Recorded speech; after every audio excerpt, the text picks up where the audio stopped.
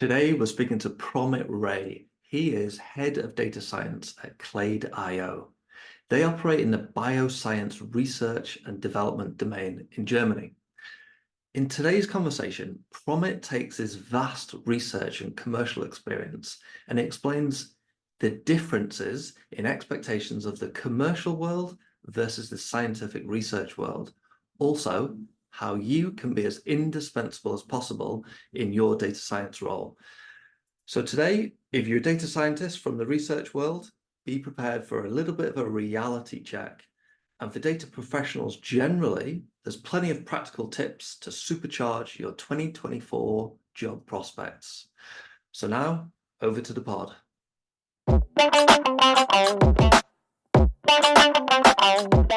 So Promit, what are the key differences between academic and the professional worlds in data science? Thanks a lot for that question, Joseph. I'm very happy to answer this because this applies to my personal situation. I have an academic background. I did my PhD and then tried to transition into data science. And so not only are the differences relevant, some of the struggles are also very relevant and feel very personal. I think the main difference is in terms of what the aim of the game is. In academic research in general, you're trying to contribute to knowledge. You're trying to create a knowledge base, and the added value is perceived in terms of the quality of knowledge. So you'd measure success in terms of, I don't know, publications, patents, maybe conferences. So the whole academic mindset is very much structured around intellectual property. And so the success factors for a successful PhD or a successful postdoc position or postdoc tenure would be very much in terms of these metrics. How many publications, and once you've got past the number, then the next question would be, where have you published, and questions like these. For me, it was very difficult to break out of that mindset because all these metrics are irrelevant in industry. A company exists at the end of the day to add value and then, of course, have impact in terms of revenue, right? So with a revenue-driven mindset, the KPIs then become very different, even for similar fields of work. And that applies more than ever to data science and AI because they are everywhere, both in academia and in industry, but you would have to repackage this to have maximum impact. So what becomes important in the industry then is, your idea to product timelines, how quickly are you having impact, your code quality, your scalability, your infrastructure, things that are not relevant in academia. And I think this is the primary difference between data science and AI in research vis-a-vis in industry. Great. That's a high level. And I'm sure you could go low level. I'm just thinking there are so many differences that we encounter, but you've highlighted research and particularly academic publications versus that revenue-focused, commercially minded mindset. And that's what data scientists should be taking from this whole conversation. I would hope that there are differences. You need to be aware of them because you're going to get a shock when you join the commercial world. I wonder then, coming from a science background like you do, how does science and data science worlds merge? And how can we kind of like make them merge or bridge the gap between those two differing worlds? That's an excellent question. I think the answer would depend on the specific discipline within the space of science, as to what the overlap with data science would be, of course, because some fields in science, for example, computational sciences, material sciences, might have a more obvious overlap with data science and AI than something maybe a little bit more experimental and abstract. But I think statistics and AI can basically complement pretty much any scientific measurement. There's whole design of experiments, statistics that experimentalists benefit from. In fact, most of the statistics that was developed with R, for example, was meant for experimentalists, initially, and they're still used by experimentalists. So I think there's a big overlap from that point of view. But in my case, it was more organic because I am a computational scientist by training, and basically rational design and computational modeling already builds upon the ideas of statistics, data analysis, data visualization, and AI. And so bringing in value from AI and statistics into my work was completely organic and only seemed logical. The other way around is also super important and interesting, especially in these changing times, because I think even within data science and AI, domain expertise has now become more important than ever. The kind of data that you might have and the specific domain knowledge that you can bring with your data science and AI skills. So I think data science and AI also stand to benefit a lot from expertise in science and academia. So I think the relationship is symbiotic. And not just one-sided. I completely agree with you there. I completely, from a hard skills perspective. So maybe it's the soft skills that we'll focus on at some point. But I'd also say, when you mentioned R, we don't have, or the Berlin commercial domain doesn't have much demand for coding in R. And I know it lends itself well to the basics of Python, but there are differences there, and that could be also a rude awakening for data scientists. Oh yeah, absolutely, absolutely. I mean, I never coded in R, but I know a lot of people who do. Yeah, transitioning to a more widely used programming language could indeed be quite a surprise when people enter the workforce straight out of academia. Yeah. Okay. Well, let's look at that. Entering the workforce straight out of academia, it's probably way different now than it was 5 to 10 years ago. Data science is normalized in the commercial world now, whereas before it was held on a much higher pedestal. So I wonder how the demand for data scientists and their kind of academic or skill backgrounds has changed. What have you I seen? think, oh yeah, I mean, I've seen a lot, and it's been very interesting to see this whole space evolve.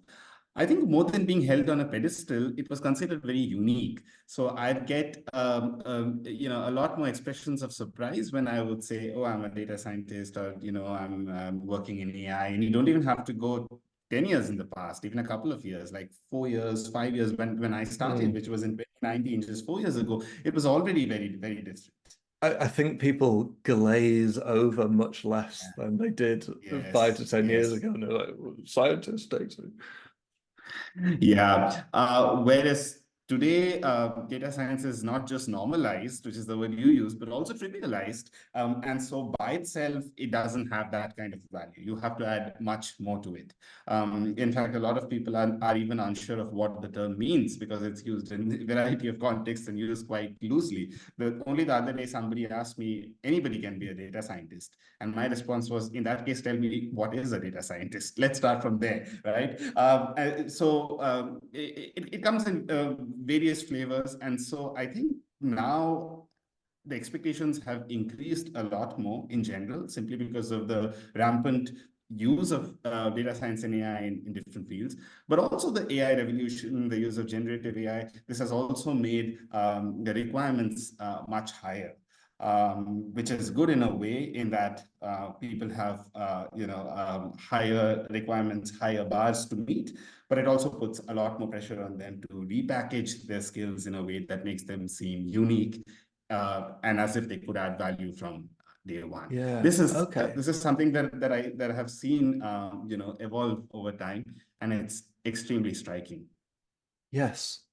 And undoubtedly, those skills have to be demonstrable from day dot. But I wonder from a academic perspective, do you think the demands have changed? Do you think the requirements have changed? Oh yeah, absolutely, absolutely. I mean, having the skills was always important, but being able to demonstrate the skills is something that has become much more important in the past. And this is not something that academicians are taught, intrinsically.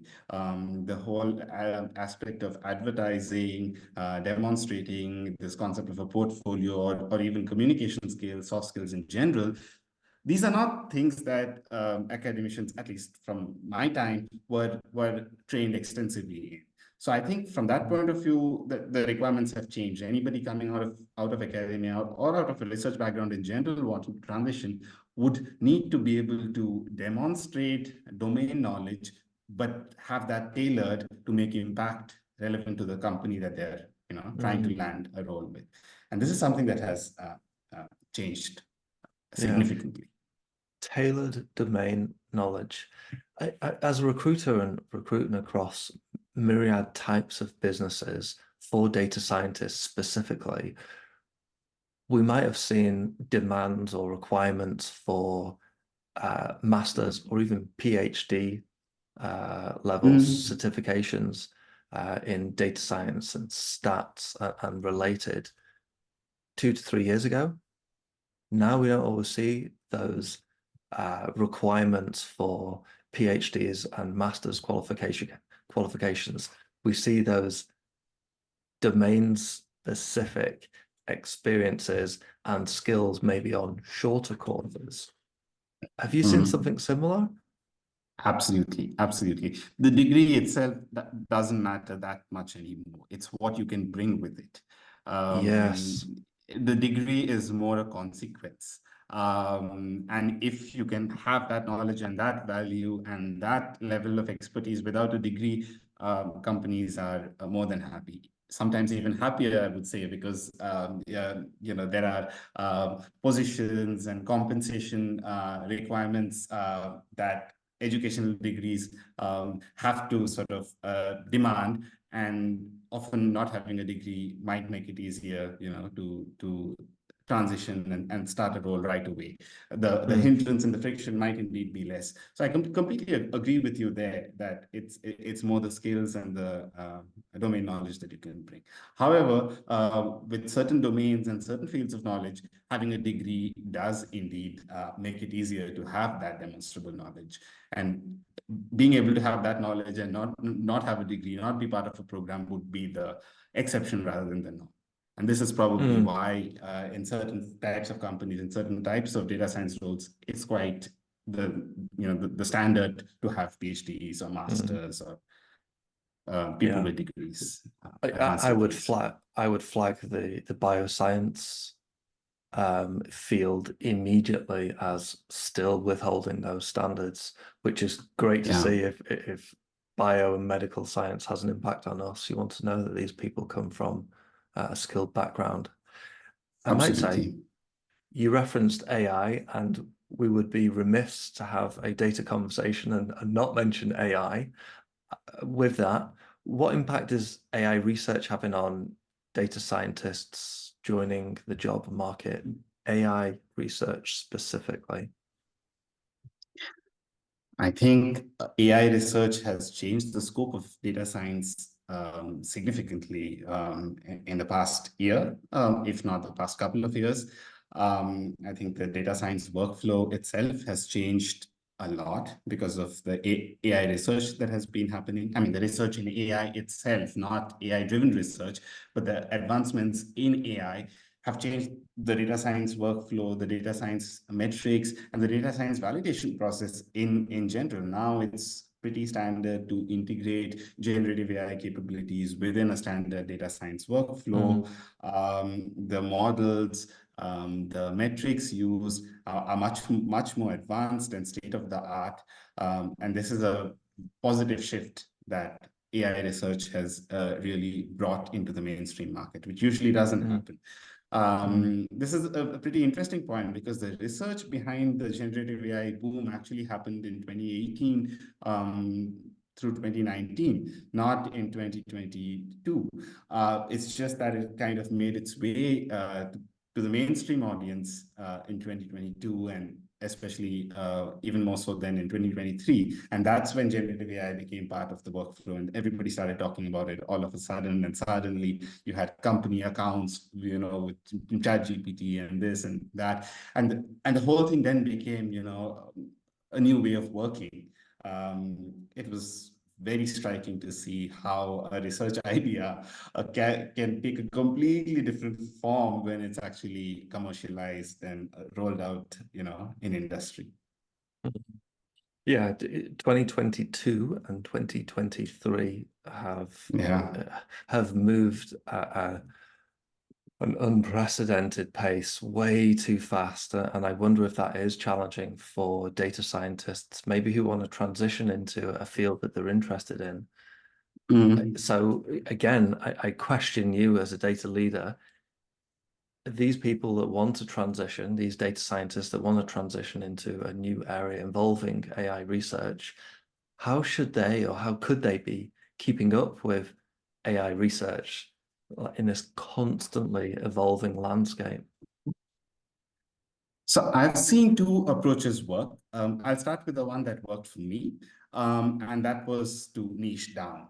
The more you get into your domain of expertise, and sometimes, as was the case for me, this didn't work out with the first job or even the second job, but as I transitioned, I tried to move closer and closer to my area of expertise so that I could differentiate myself from the competition and also get that job satisfaction that made me feel that I'm able to contribute in an area that I'm trained in and not just something that anybody could do.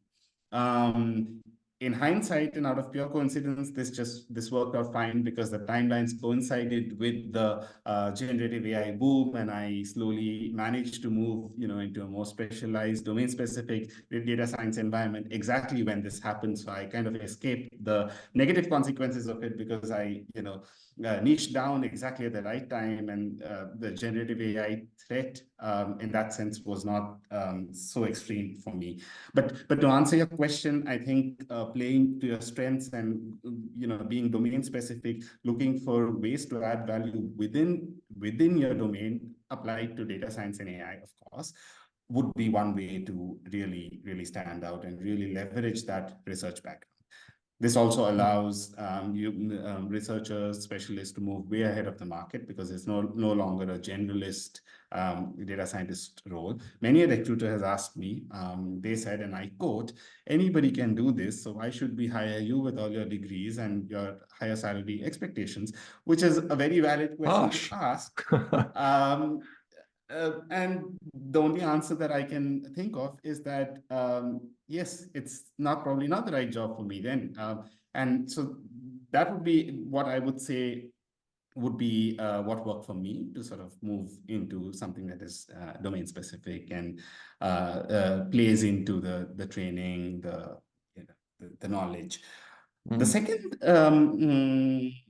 thing that comes to my mind in terms of approaches that people could take is what I'm now seeing among my teammates, among people reporting to me, and people that we've hired, people that I've interviewed, staying on top of the technology trends. So if large language models are the next big thing, make yourself completely informed, be in the game, and then go and pitch to a company, making it clear how you can leverage these technology trends for the benefit of the company.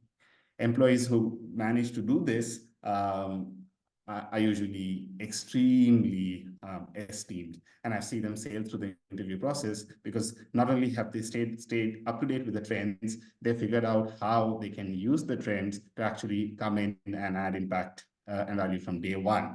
And companies, are usually very impressed by that because they know that they can then just hire the employee and then stay up to date or even stay ahead of the competition simply by virtue of having employees who are, on top of the tech trends.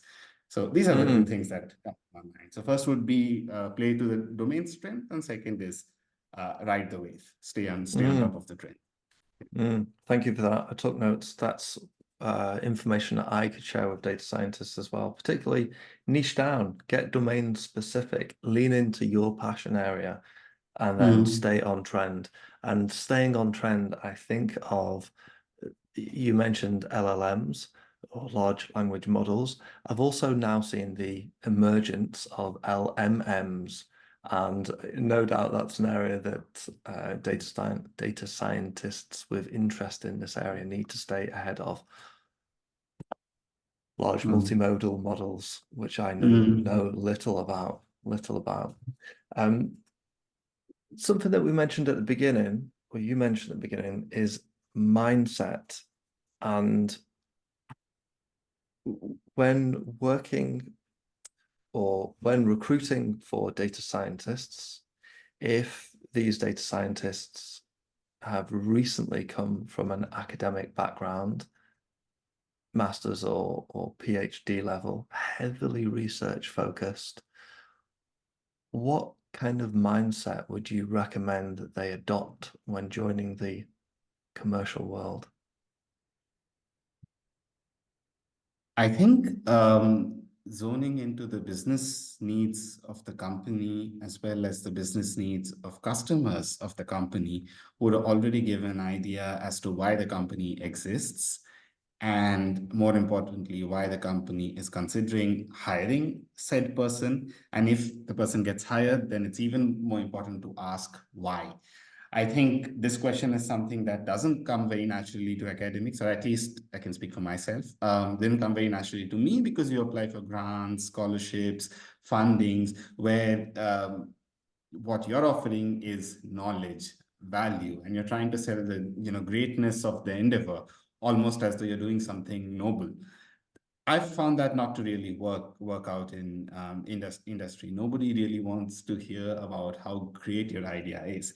Much more interesting would be how you can make yourself useful to actually accelerate the company's costs.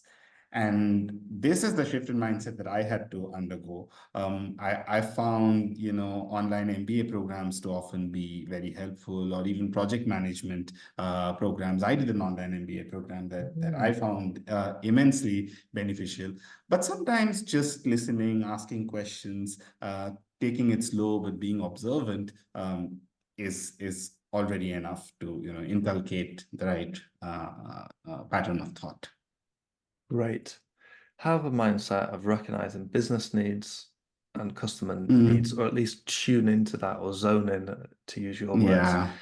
I also wanted to ask about cadence and the speed at which we might work. I don't know if you recognize it as being quite different from the academic world, but you mentioned project management and you mentioned that whole consultative approach around asking questions. So that kind of speaks to it.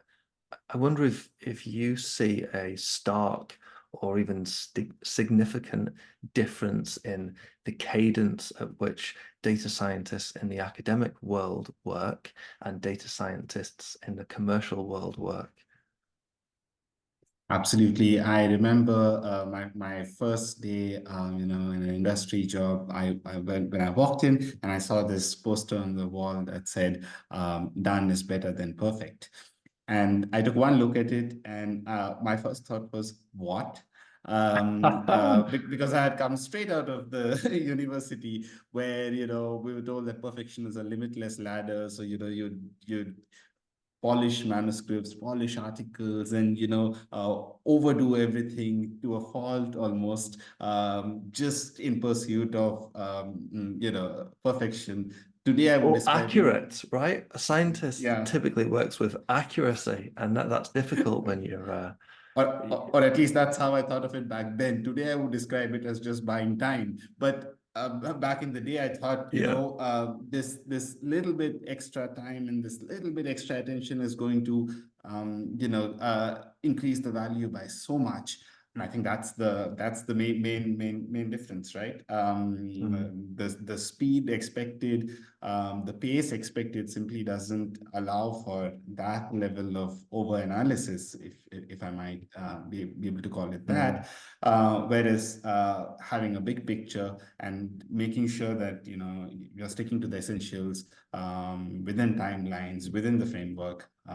Yeah, I think this would be of more relevance in a corporate environment. Consider the value that you're adding, okay, and focus on done, not perfect, or as we in our work like to work to, and that is progress over perfection. Yeah, indeed. Citing 2023, it was quite a challenging year for most people, not least data scientists, and especially those that came from a research background but didn't have a lot of commercial experience. And many of the big players, large and small, startups, scale up, and corporate level, laid off tech and data team members. I understand that you have been through this yourself, so perhaps you've got some pearls of wisdom you could share, particularly about reacting to this and maybe even kind of rescoping or rebranding yourself to get yourself back in the commercial market as a data scientist. Absolutely. I don't know about pearls of wisdom, but I can definitely share my experience.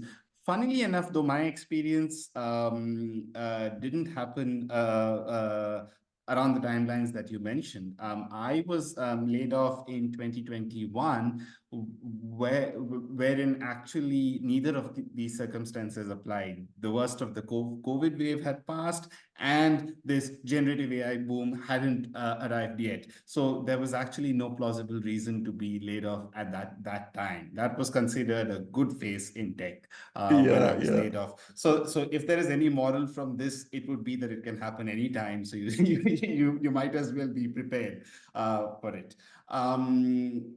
But I'm trying to answer your question first about the layoffs that happened in 2023. Yes, indeed, it was a very difficult time. I think at this time I got lucky that before automation made its way into my job, I actually switched into a more sort of domain specific and applied AI / data science role. I think that was lucky. So I managed to escape the worst of it for this reason. Also, my present role has a big strategy focus and a people side of things to it as well, which also helps in the big picture of escaping the automation wave that caused the layoffs for the most part that you mentioned. In terms of rebranding from that perspective, I would say make it as specific and domain unique as possible in terms of applications or portfolios. That way it's easier to stand out of the competition, but also make sure that the entirety of what you're doing cannot be replaced easily. Easily is the key word here, because I think most things can be replaced more than we'd like to admit, but it shouldn't be the first thing that that comes to mind when they see you working, that okay, this person can be replaced in no time. Yeah, so that's about what motivated the job switch in 2023. It was exactly this, because I was seeing the layoffs happen, and I decided to quit while I'm winning, so to speak, and therefore it worked out, and I was lucky from that point of view.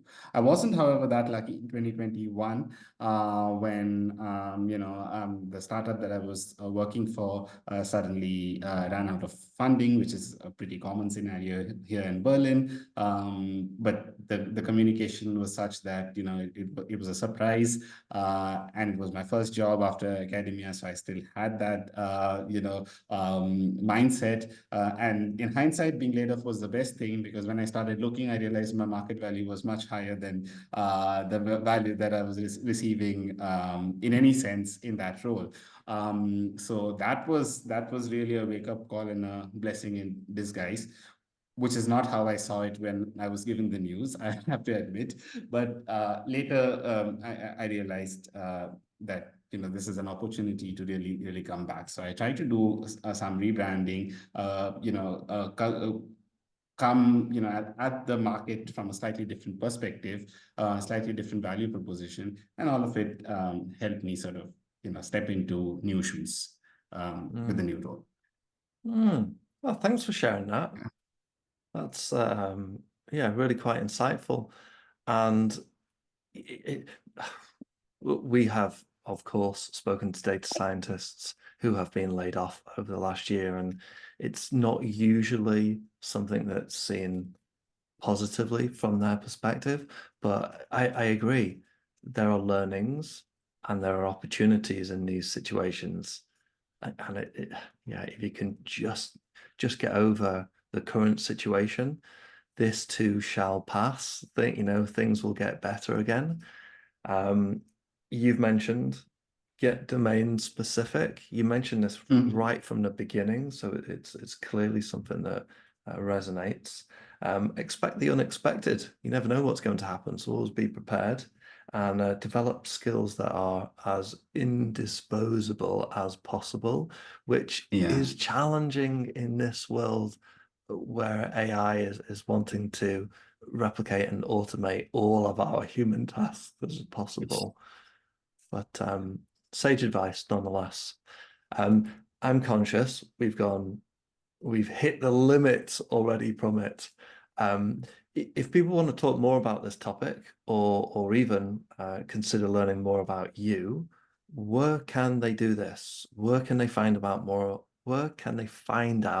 more about the work that you're doing? They can find me on LinkedIn. I'm very happy to connect. I'm very happy to chat with people. If they're interested in what Clade, my employer, does, or what I do for Clade, they can also check this out at our homepage, clade.io. If they're interested in my offerings, my services, then they can also check out my personal website, which I will send you the link to, so that you can reference this. Super. I will put that in the comments. I wonder, are Clade hiring in the data science area at the moment? I think the hiring decisions and the budget will be announced in the coming months. But I think the company is looking to grow in general, and I know that they're hiring in other fields at the moment, other departments at the moment. Exciting times. And exciting times also for the market. I mean, we talked a lot about what was wrong and what wasn't ideal. I think the market is now bouncing back. And so there's definitely a chance to leverage that for all your viewers, for all people that you work with. I think this is an opportunity to really jump back in and use the trend, to your advantage. Very much so. And I would agree that sentiment. The market at least seems stronger than it was this time last year. But back to you. Clade website, LinkedIn, personal website. Follow you, personal website. Great. Promit, thanks so much for today, and we'll see you very soon. Thank you. It was a pleasure.